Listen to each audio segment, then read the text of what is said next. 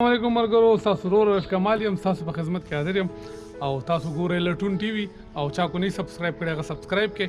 او نن موږ روان یو په چکر باندې د 20 ورځې سخت لاک ډاون نه پس چې کوم دی موږ کورونه بهر راوتیو او نن موږ موټر سایکل باندې روان یو. دغه مردان سره یو علاقه ده، رستم سره خواشه مردان ضلع کې راځي او د رستم سره خواته ده او غړو امانکوټ وته وي. موټر سایکل وته ختی شي خو ډیره یو بهترین علاقه ده. کو دا وایم چې کله سوات نه خولې نه نو د سوات نه بکوم نه، کله کاغان نه خولې نه نو د کاغان نه بکوم نه.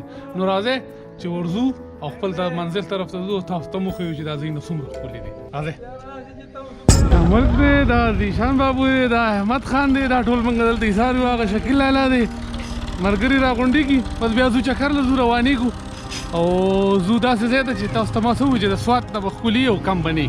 دا اوس رستم بازار ته موږ رسېدو.